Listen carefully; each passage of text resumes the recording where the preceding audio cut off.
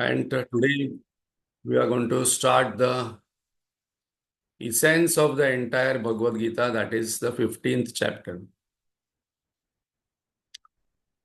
So suppose I pay attention to this chapter, I get the entire essence. What are the main points of the Bhagavad Gita are given here in the 15th chapter, that is a Purushottama Yoga. Also, last time when we did the Sattva Rajas Tamas test, I will be posting the screenshots of that. Some people wanted to do it again. So screenshots I will be posting, or you can go through the recording again if it is not completed. So let us prepare ourselves by sitting straight, head, neck, backbone straight.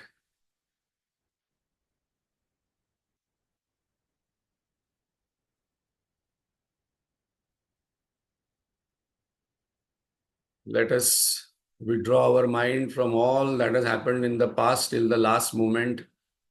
It has become the past, never to come back. All experiences are gone. Let us only keep the learnings with us, not churning the experiences, as the mind has a habit of going in the past again and again. Past is dead. Learnings are important. What did I learn from my experiences? Then the experiences. Let us withdraw our mind from all future imaginations, anxieties.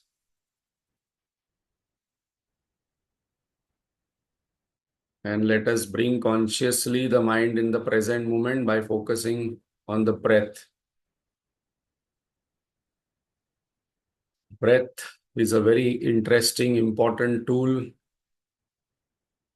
for Chitta Ekagrata, Chitta Shuddhi, both.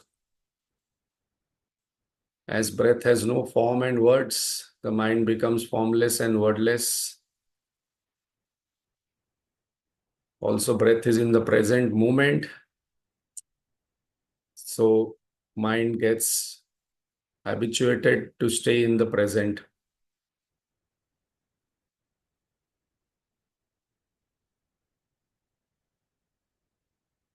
Those who are interested in meeting God, God says, I am in the present moment, not in the past and future. So let us keep our body still, practicing to keep the mind cheerful and peaceful all the time, keeping the intellect clear of any prejudices.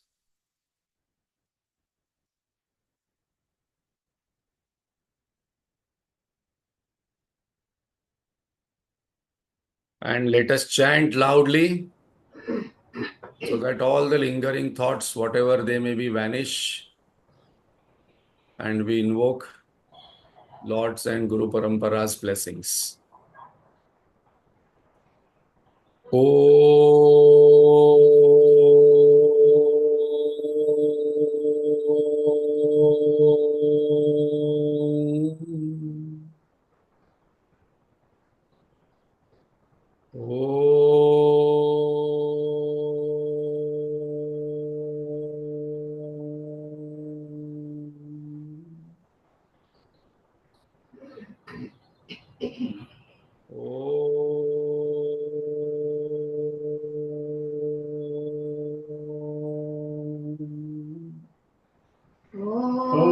सहनावतु सहनौ भुनक्तु सह वीर्यं करवावहै तेजस्विनावधीतमस्तु मा विद्विषावहै।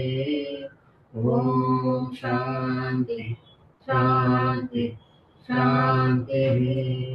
गजाननं भूतगणातिसेवितं कवित्तजम्बूफलसारभक्षितम् उमासुतं शोकविनाशकारणं नमामि विघ्नेश्वरपादपङ्कजम्। सरस्वती नमस्तुभ्यं वरदे कामरूपिणि विद्यारम्भं करिष्यामि सिद्धिर्भवतु मे सदा। अखण्डमण्डलाकारं व्याप्तं येन चराचरं तत्पदं दर्शितं येन तस्मै श्रीगुरवे नमः।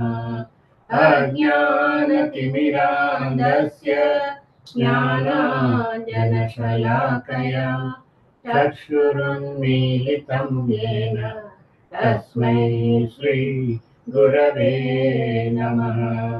गुरुर्ब्रह्मा गुरुर्विष्णु गुरुर्देवो महेश्वरः गुरुरेव परं ब्रह्म तस्मै श्रीगुरवे नमः।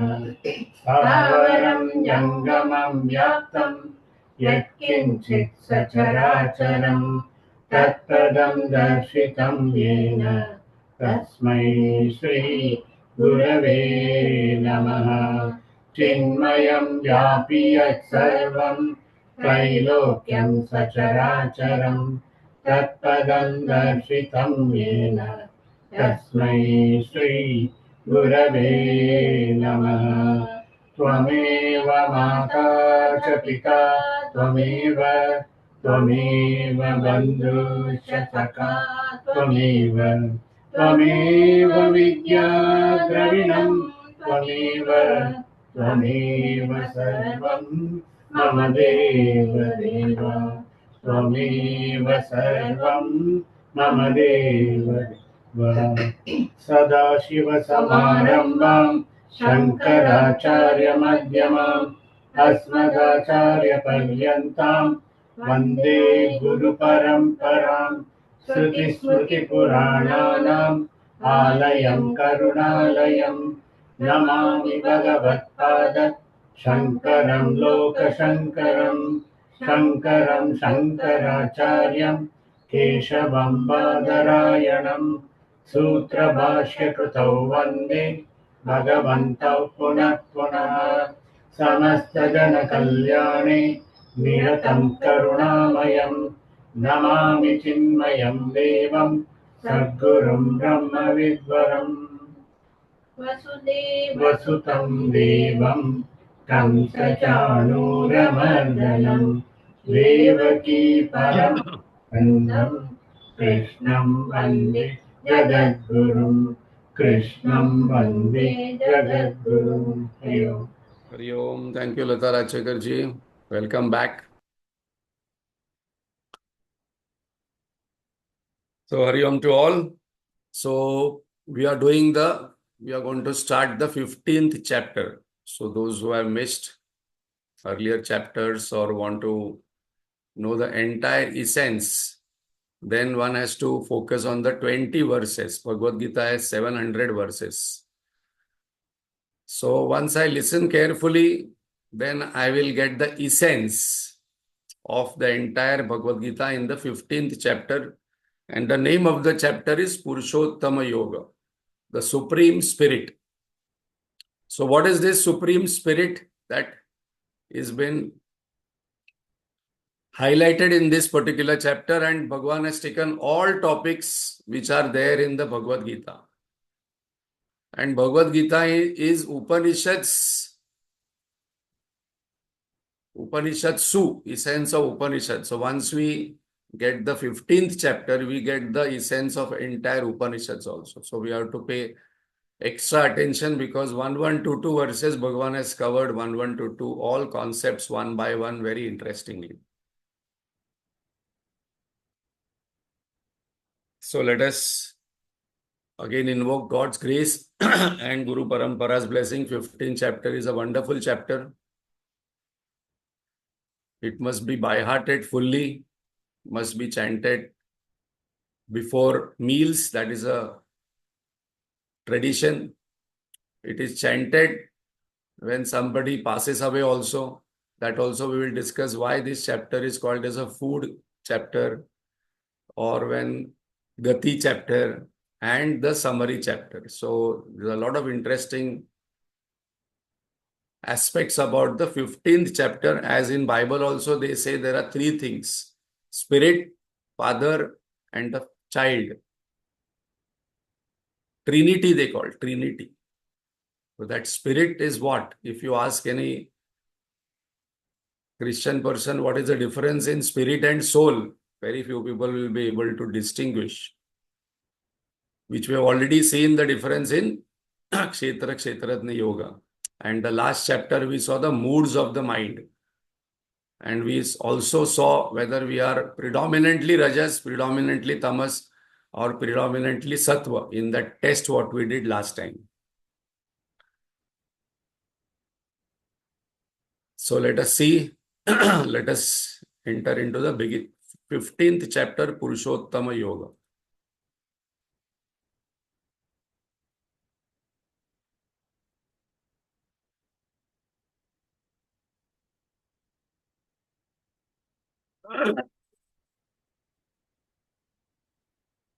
Purushottama means the best, the supreme, the bestest. And that's the reason spiritual knowledge is a very inspiring knowledge which enhances our self-esteem, which tells us that you are supreme. Don't keep crying, cribbing, complaining. You are the best. No one says in our life that you are the best. People say, no, you are okay, but there is another person also who is better than you.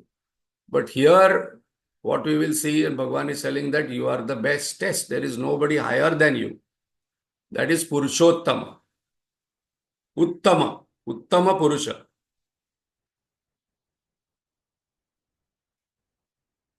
So here Arjun has not asked any question. Bhagavan has directly started the chapter. So if Bhagavan starts any topic, then it becomes very, very important. So Lord wants to tell the secret, highest knowledge.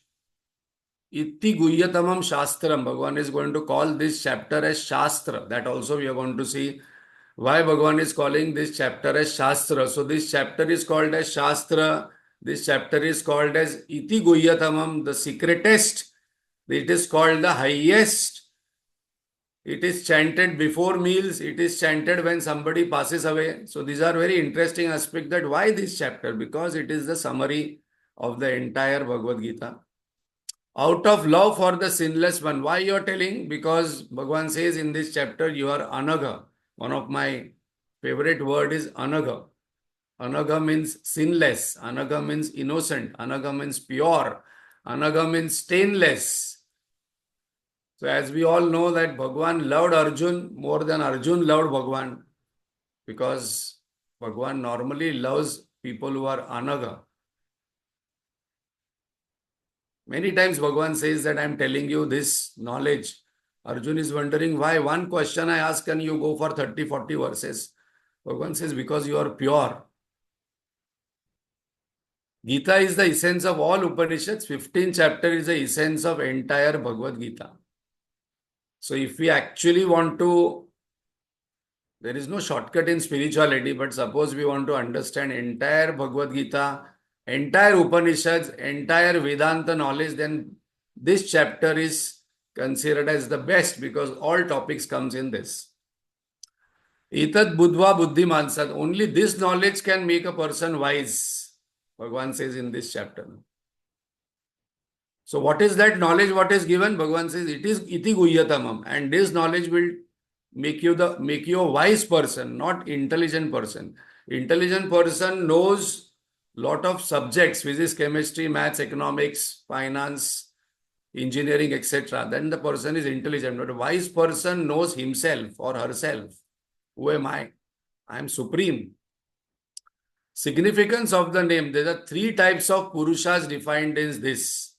Kshara, Akshara and Uttama. That we are going to take up. So, three types of Purushas are there. Kshara, Akshara and Uttama. What are those types? That we will see when this chapter is enumerated. In that you are Uttama Purusha. Supreme, the bestest. This also is called as a food giving chapter because after I chant this chapter, I get food because here one verse comes. Aham Vaishwanaro Bhutva. I nourish and digest all your food. So before I put anything in the mouth, people chant this chapter or few verses of this chapter. If time is a limitation, and then eat any food, breakfast, lunch, dinner. So from today, those who are not doing, then they must start. At least one verse they must chant, Aham Vaishwanaro Bhutva Praninam Dehamashta. Prana Prana Samayu. So I nourish. I am the digester. You are only eating the food and then forgetting. Who will digest? Don't even walk also. At least walk for some time. After eating food, I must walk.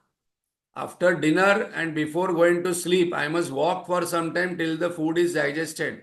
Bhagavan says, I know you will not do all those kind of things, so I am sitting inside you only. And I am digesting all this food. Chanted after death, somebody passes away, the Jiva Bhava, the I notion, when that I notion, Jiva Bhava comes out of the body, Atma doesn't go from one body to another body. People think the Atma comes out and then Mahabharata, Ramayana, they show one flame comes and that flame goes to another body. That flame is the Jiva, not Atma. Even in that story of Savitri and Satyavan, when Savitri follows Yama, when Satyavan passes away and she brings back Satyavan, so then she says one person came and then he took one flame out of this body. So that flame is a symbolic representation of the Jiva Bhava, which goes out of this body when we die. When the body is rejected because it becomes old, 24 elements go. The causal body, the subtle body, the mind, intellect, everything goes. And that is the significance of that flame. So when the Jiva departs, it is very interesting that why we must do chanting after one passes away. Why in 4.5 hours we must burn the body, not keep for long time. Now we understand children are abroad and it takes time and all. But if properly done, then in 4 hours it must be burnt away because the Jiva still wants to enter the body. And that's the reason first thing what people do is that tie their thumbs. So that Jiva doesn't try to enter again. This is my body because Jiva hovers over. It cannot communicate with us, but it can listen to all things what are happenings. So the Jiva comes out and the I, what I call, and it hovers around the body and it sees what people are doing. It cannot communicate, it cannot do, and it has to be liberated. It has to go away and find out another body, and all the rituals what are done to help that Jiva. People think, no, why we should do rituals.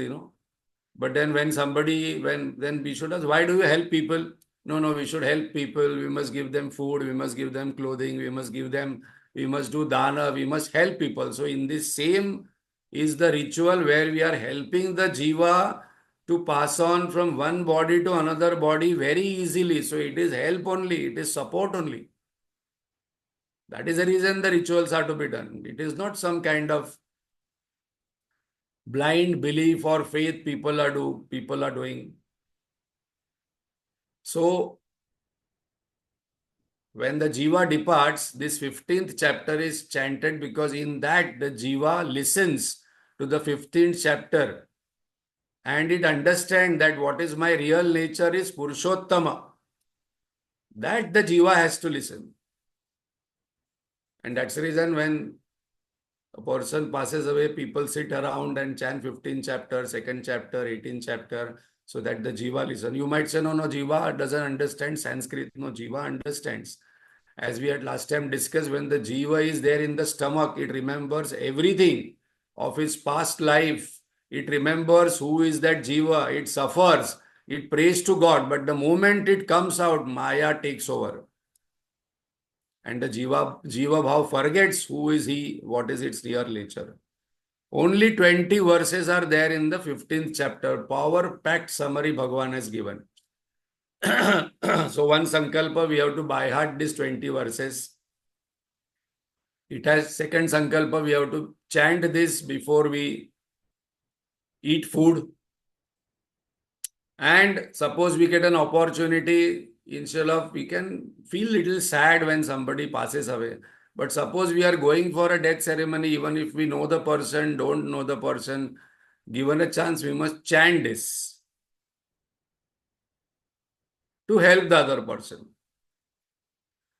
Iti guhyatamam shastram idam uktam maya naga. So Bhagavan is now calling this chapter as Shastra. So again, we are seeing some lines and some markings coming on the screen. I would request sadhaks who are listening not to use the whiteboard or whatever you are using it, because the lines or your names keep appearing on this.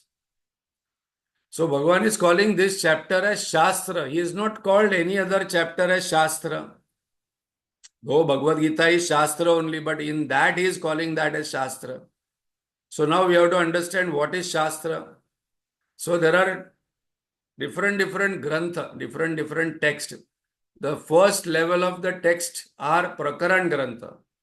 Prakaran means topical. So these are called as topical texts. What are the names of the topical text?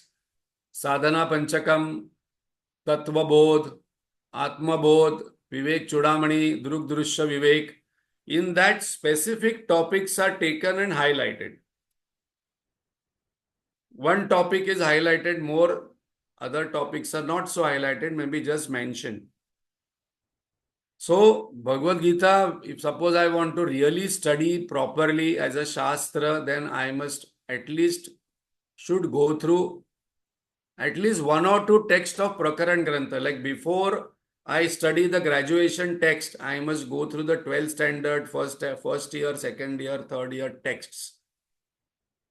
And that's the reason many people who directly come to Bhagavad Gita, they find it slightly difficult because I have not studied like a science. When science I study, I cannot directly take up a graduation text, metaphysics book and start studying without knowing the fundamentals of physics of 10th standard, 12th standard, second year, etc., third year. Bhagavad Gita is called as Shastra, or this chapter is called as Shastra, which is called as a Pramana Grantha. So Gita, Upanishad, Brahma Sutra, Prasthana Trayi. There are three Pramana Grantha. Gita, Upanishad, Brahma Sutra. So why they are called as Pramana or Shastra? Because, and there is third types of text also we have, saints experiential grantha. So there are three types of text available in our scriptures. One are Prakaran Grantha. These are called as topical text. Only few topics are taken. Pramana Grantha, which is a complete Shastra. All topics which are essential topics are taken in that one text. And saints experiential grantha like Dasbodh, Jnaneshwari, which are again commentaries on Bhagavad Gita, Upadeshar, Thiruvasakam in South. So these are all saints' contributions. After realization, they have contributed many texts. So what is there in a Shastra Pramana Grantha? 6 topics are there. If all these 6 topics comes in one, then it is called as Shastra, Pramana Grantha. Because all 6 topics are there. Suppose we want to discuss tomorrow. This is very important.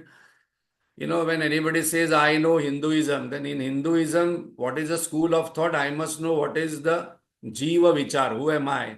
I must know Jagat Vichar. What is the nature of the world? I must know who is God. I must know what is their concept of bondage. Then their concept of moksha. And for that, what is the sadhana to be done? Then what is the sadhya? What is the goal? And then siddha. After realization, what happens? Now, suppose we meet a Jain person, then we must discuss. Suppose we meet a monk or one who is knowledgeable. In Jain philosophy, what is the nature of Jiva? In Buddhism, what is the nature of Jiva, Jagat, Jagdishwara? In Islam, what is the nature of Jiva, Jagat, Jagdishwara, etc. In Christianity. So that way, the scholars discuss. Okay, your Shastra, what is... And in Hinduism, there are many schools of thoughts. In Vedanta itself, there are 6 schools of thoughts which slightly differ on this. What is the nature of Jiva, that is myself. What is the nature of Jagat? What is Moksha? What is sadhanas to be done? What is sadhya? What is bandha, etc. So when we say that I know, do you know Hinduism? Are you Hindu? Yeah, yeah. Do you know Hinduism? Yeah, yeah, I know Hinduism. What is there? No, I know Bhagavad Gita. What is there in Karma Yoga? No. But then when we talk like this, then it shows ignorance, because if I know one school of thought is a view, then I must know 6 topics in that school of thought. When I know the six schools of 6 topics, then it becomes a pramana. And that's the reason when we say Charvaka, Buddhism, Jainism, Vedanta, Purva Mimamsa, Uttar Mimamsa, Yoga, Nyaya, these are all having all 6 schools of thought. 6 topics are discussed in detail.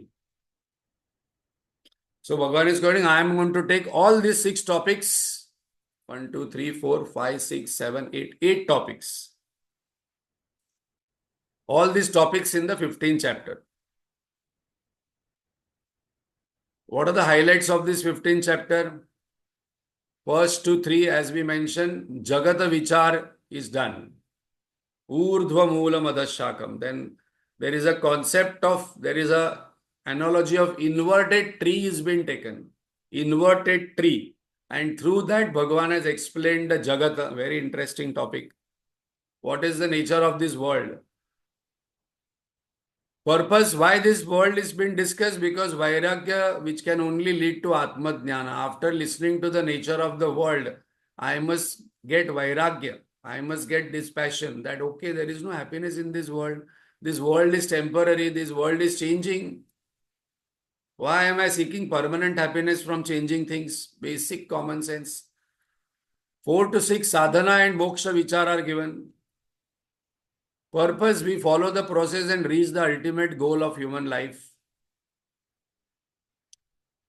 7 to 11, Jiva Vichar is given. Purpose, I must know who am I. Anybody comes and asks you, let us discuss about God.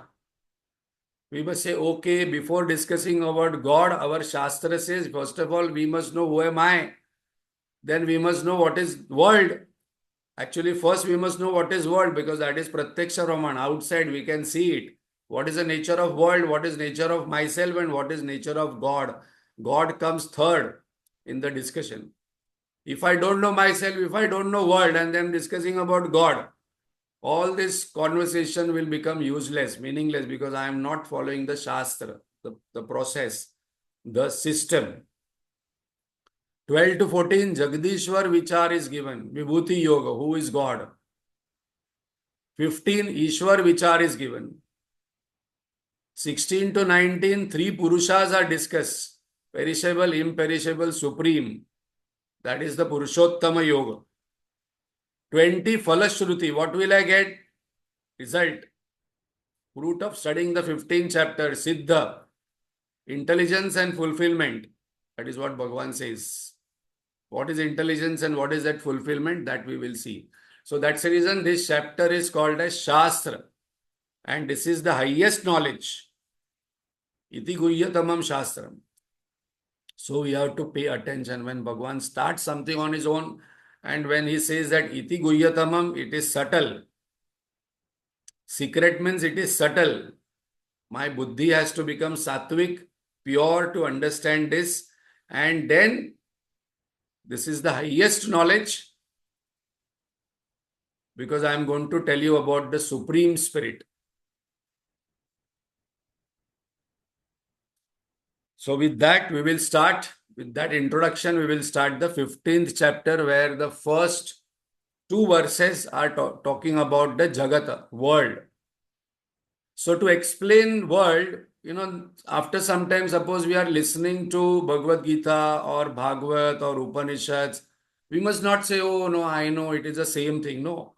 We have to say how each Rishi or each person has explained the same topic differently. Like, we can do this exercise. Suppose you want to do one movie, 10 people see the same movie, and then you should call them in a room and say, how was the movie? And you will see each person will describe the movie in the different way. There are some people who are very good storytellers, very good in explanation. When they speak about the movie will come in front of you. For some people, they will talk for 20 minutes of the movie. You don't understand only what is the theme of the movie only. Some people talk whole day, communicate nothing. Ultimately, you have to say, but what is the story of the movie? Oh, that I didn't tell. No, there was a heroine, hero. But what is the plot? So now, how Bhagwan has taken this topic and how he has explained in a very different way where it catches our attention.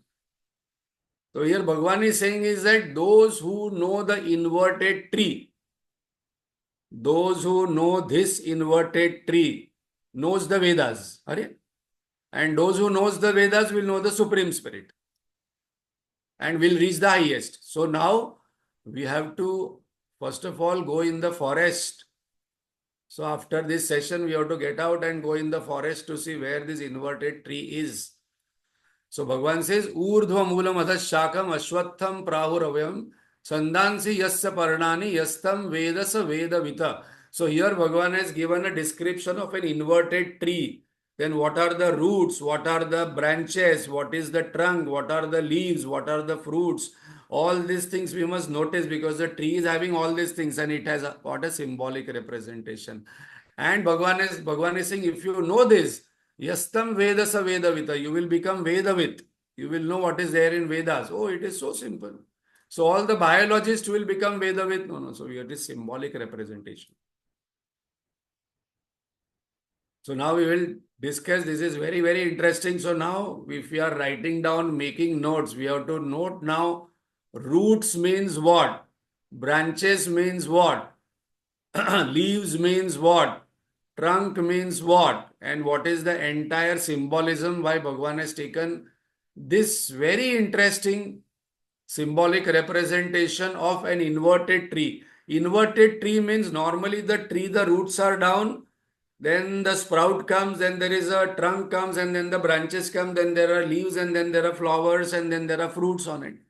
But here Bhagavan is saying is that no, my tree, this world is an inverted tree. Very, very interesting.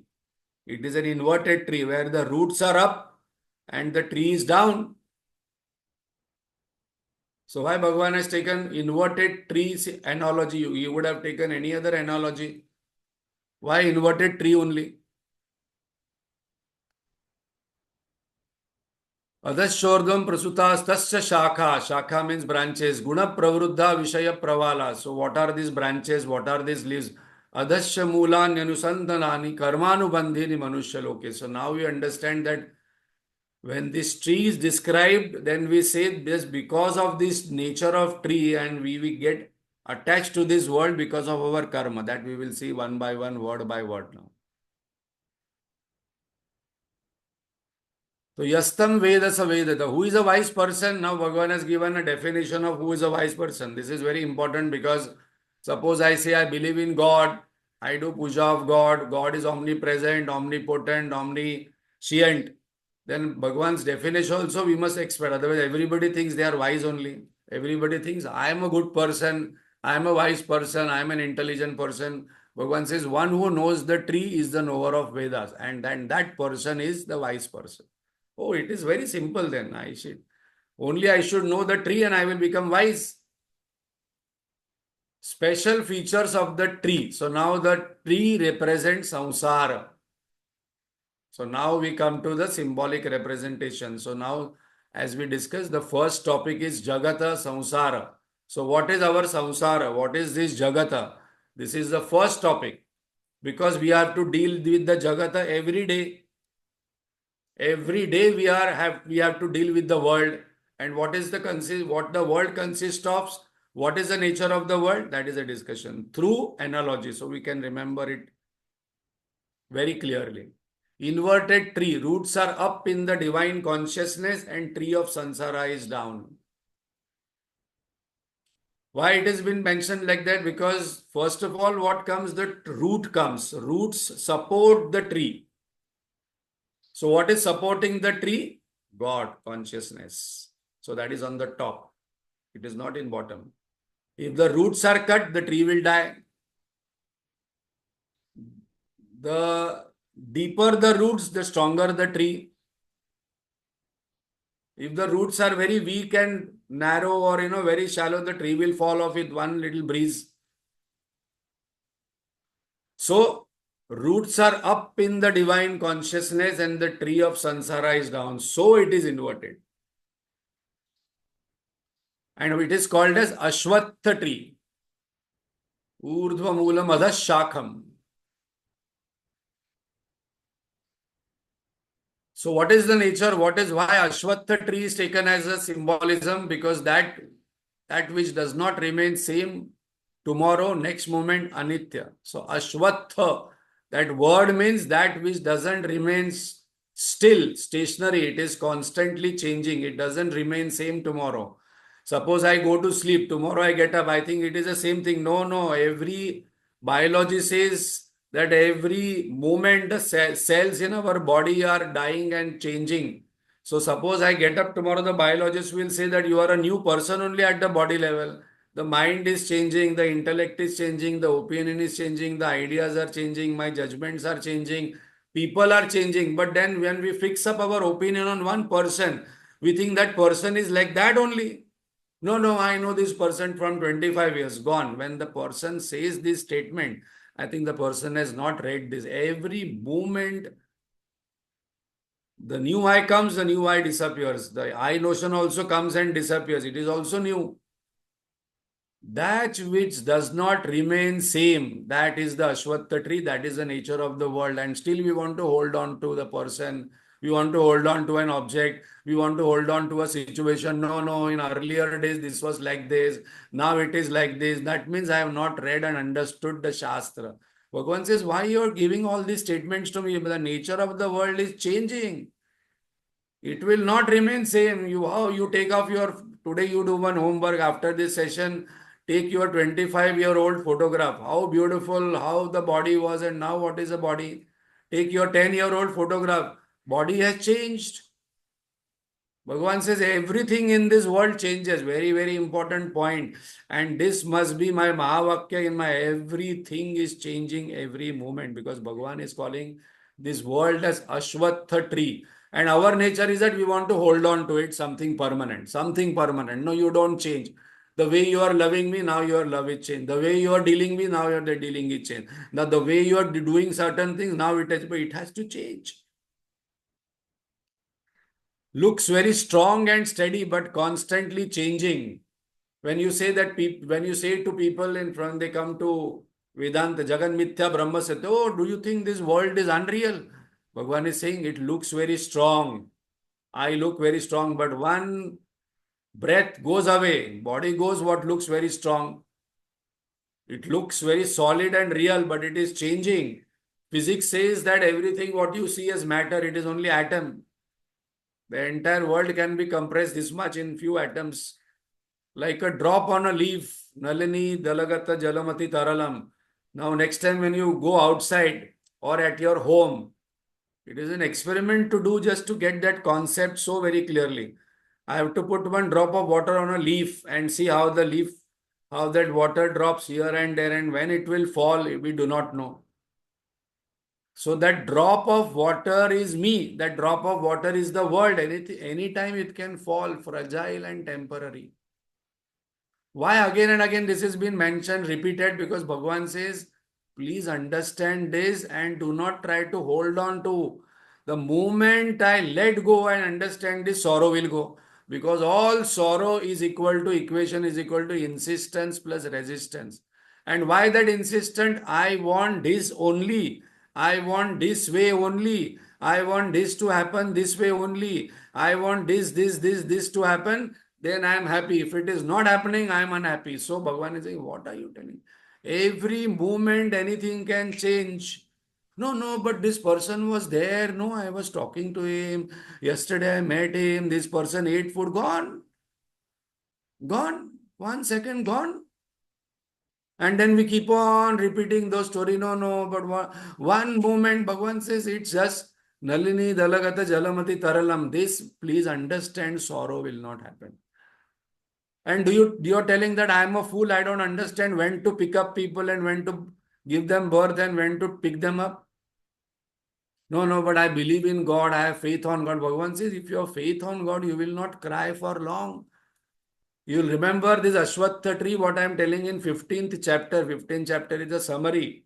So each verse we have to discuss in detail, though it is a summary chapter. And we are doing summary of that. So now Ashwatha represents samsara vruksha, non-stop movement and travel. There are some people non-stop movement. Something there, something, somewhere we are going, somewhere we are coming, something I have to do, somewhere I have to go, somewhere I have to come back, this, that, non-stop movement going on. There is no stillness. Bhagavan says, Purushottama is stillness, silence. So what is the nature of this world? Non-stop movement. Even the earth, what Bhagavan has made, moving 1100 miles per hour without any support. How? Suppose you ask any atheist or any science person, how this earth is moving 1100 miles per hour, because physics says that no object can move without a external force. An external force has to be very powerful to move that particular object. By which force this earth is moving? No. This is a Big Bang theory, and then something moved, and then something is earth. But how this earth is moving in a particular direction, particular angle, with 1100 miles per hour, and still we have to go to Dubai or some place to sit in a revolving restaurant. From today, whenever you are having after this session, suppose you are having cup of tea or coffee, just close your eyes and think that I am sitting in a revolving restaurant, moving in 1100 miles per hour without any support, in that having cup of tea. What a great thing. Why to go to Dubai to sit in a revolving restaurant and have one cup of tea and pay thousands of, what is that? There is some currency there. Every moment we are revolving, continuously going on, going on. How old is Earth? 4.5 billion years. So why this all distinct is because our mind broadens. We understand the overall perspective. As Guruji says, know the vision of life and then live it. First of all, I must know the whole picture. Samsara. Now, what is the definition of samsara? Samyak sarati. Samyak sarati means constantly changing. But then I was small, then I was going in school, change. Then from school I went to college, change. From college I then studied and got graduated, then change. Then after graduation I got some job, change. And from after job, then I got married, then there is some change. Then after marriage, some children, then there is change. And after children, then children's school, then children's college, and then children got married. Then children went abroad. Some children are here, some children here. Then that change, and then constantly change only. But that is life. This is life. This is samsara. This is samsara in mind. So now there are two differences. Some samsara means samyak sarati, constantly changing, and jagata means constantly moving. Movement, constant movement. Earth is moving, the whole universe is moving, the universe is expanding. And then Bhagavan is saying, why I have taken this vruksha, Ashwatha vruksha? Vriksha. So Ashwatha means non-stop movement, non-stop change. And vriksha. Vriksha means that which can be cut. So this vriksha can be cut. But why to cut this vriksha? Because this vriksha binds us. Karmanubandhani manushya loke. Adashya moolan anusandhatani. Karmanubandhini manushya. Our ultimate aim is to destroy the bondage, destroy the slavery, destroy the sorrow, destroy the insistence, resistance, and then experience that Paramananda Prapti. Definition of moksha is Atyantik Dukkha Nivrutti and Param Ananda Prapti. Samsara. Don't know beginning, don't know end. When this samsara started, don't know. When it is going to end, don't know. When I was born, I know. Before my birth, where was I? Don't know. After I die, where I will be, I don't know. So you can see both my life and outside also. Constantly moving, constantly changing. Wants get fulfilled in samsara. Wanting goes on. One want over, wanting doesn't go. Longing doesn't go. Constantly desiring, constantly acting to fulfill this desire, constantly longing for something, constant birth, death happening. This is fact. We don't require God to know all these things. For this, even Shastra is not required to know, because we can see, yeah, this is true. If I have little common sense and intelligence, I can say everything is changing.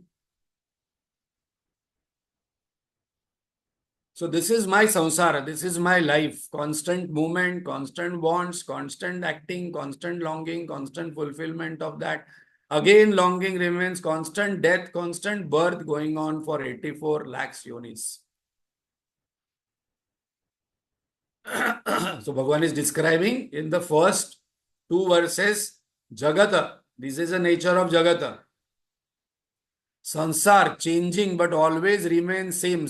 So why you are calling, this is very important, Avyayam. Why you are calling this Avyayam? Because it remains same. What is the meaning? How this is paradoxical truth? Because when I get up, same moon, same sun, same stars. Thousands of years back, also the same sunrise, same sunset, same earth is moving, same universe, same air, same light. And it looks beautiful all the time. So very important one. How suppose there are two flowers kept. Now we have to pay attention. Logic. Two flowers are kept or two trees are there. One is artificial, one is not real, one is real. How would we know whether one is real or unreal when two flowers are kept? You will say, oh, very simple, just keep the flower for 2-3 days. The real flower will, become decay, it will become black, its fragrance will go and it will become very dirty after some time. But artificial flower will remain and look the same thing. After 6 months also, if you wash the artificial flower will remain same. So when the world is looking same, that means it must not be real. Because real thing changes. That is one logic what is given. So Bhagavan is saying it is changing but remain same. Again the laya will happen after 4 yugas and again the same 4 yugas will happen. So we are not discussing this first time. Some people say, no, whatever I am hearing, no, I understand. I have heard this earlier. Why? Because we have lived many lives in many yugas and come here. Again the bubble will go in ocean, again the bubble will come up. It is going on continuously. The froth will come, the froth will go. One bubble will come out of ocean, the bubble will go in the ocean. What is the big deal for ocean? Lakhs and lakhs of bubbles are coming and lakhs of bubbles. No, but my life is very significant, I don't know why it happens to me only. Bhagavan says, what are you talking? So that why me question disappears. I am only one small drop of small froth, some small bubble in an ocean which will dissolve in the ocean and I will become ocean, and that is Supreme Purushottama. Then suppose somebody asks, who are you? You will say, I am ocean only. Creating lakhs and lakhs of bubbles every day and dissolving. But remain same. Same ocean, same froth, same bubbles and then going on. Changing but always remain same. This we have to understand the paradox. Avyayam, perishable. Imperishable. Avyayam means imperishable. And sansar, what you told earlier is changing. But Ashwatha means ever changing.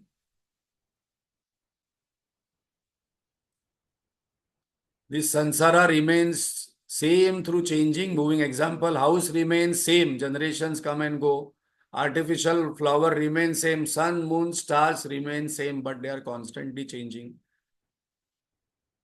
Constantly moving.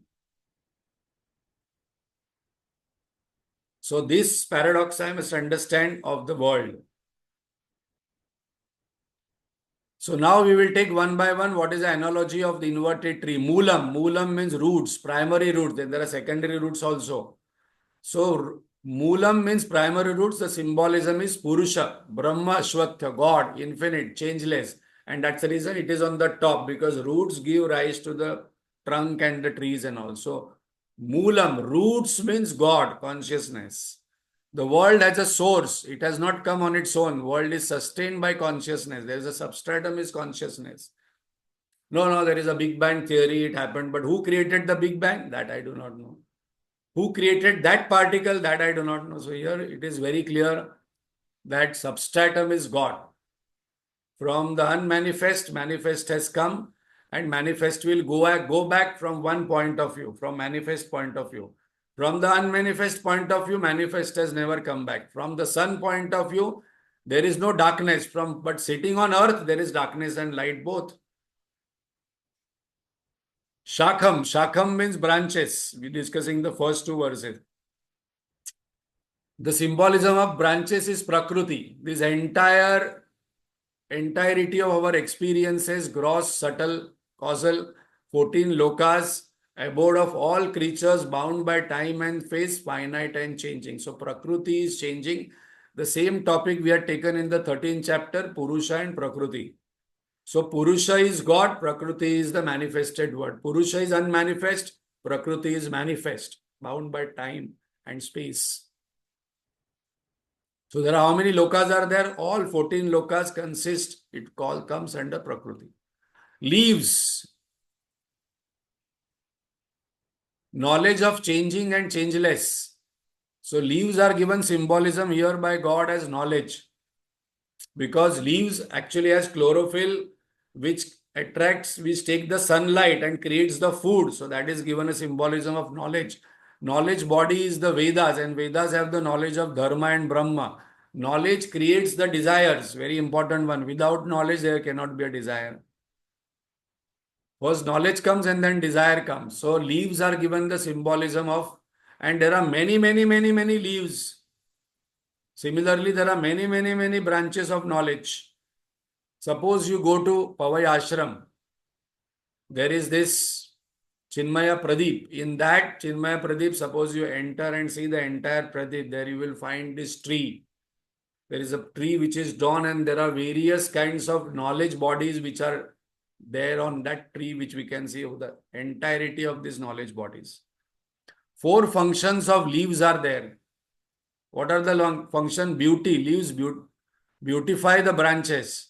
Desire makes this world beautiful.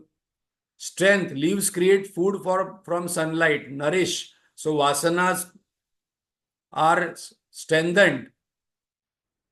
So Bhagwan gives the food also. Bhagwan creates the desire also. Bhagwan nourishes the desires, and this vasana also Bhagwan does. Creates it. God is the eater, eating and eaten. That is what we chant in Brahmarpanam Brahmavi. Then what is the third thing of the application of the leaves? Leaves cover the branches. Desires cover the sorrow. I have sorrows, but still I want to get into it again and experience that sorrow. Then some people say, no, I don't want to get hurt again. I don't want to get into again because it has given me a lot of sorrow. I want to get into another thing where there will be another sorrow. Shade. Birds can build nest, protection, rest to many creatures. Samsara gives false hope of rest and protection. So Bhagavan is telling us that don't get attached to this samsara, which my creation only. You enjoy, you have a look at it. You come as a guest, go as a guest. Do not get attached. Karmanubandhini manushya loke. Because I made this sansar very beautiful. There are hundreds of objects of desire. There are hundreds of desire. These vasanas will go on. There is no end to it. But it is very temporary. It is very changing. Secondary roots are karmas. These karmas actually bind us to the primary roots, to the world. Karma Ashwat, action starts and action binds us. Karmanubandhini manushya loke. What are these buds before they become flowers? Attractive sense objects. Infinite, endless shopping list when we go in a mall. People make a bucket list, then shopping list. That shopping and bucket list doesn't end only. Variety in the tree, tendencies created by gunas. We saw in the earlier chapter, there are 3 gunas which create this variety. And then we are so fascinated that this color is so different than that. Everything is coming from these 3 gunas. So what is the conclusion? This Purusha is the God. consciousness, unmanifest. From that, Prakriti comes, and then the knowledge comes. Knowledge only all God gives. From knowledge, desires come. From desires, action comes. From actions, attractions comes, and then we get bound by this variety. And Bhagavan says, this is what is the world is. So what are the learnings from the tree we will cover? Problem, learnings we will cover next time. But this is an analogy only we will learn today. That these roots is unmanifest. Then there are secondary roots which are karmas.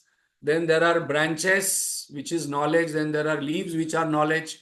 Then there are buds which are sense objects. And then we get attached. So Bhagavan is going to tell us that now this sansara, jagata, which is constantly changing, constantly moving, you deal with it with the change. Don't try to hold on, don't try to cry. Any crying, any cribbing, any problem, any sorrow what we experience in this life, Bhagavan is saying is because I am trying to hold on to something which is changing. You think over this statement what we are doing. We are trying to hold on to something what is going to change. That creates sorrow. So Bhagavan says, understand the nature of the world which I only have created. Once you understand the Jagata, one part of sorrow will be disappearing. Then you understand yourself, then you understand God.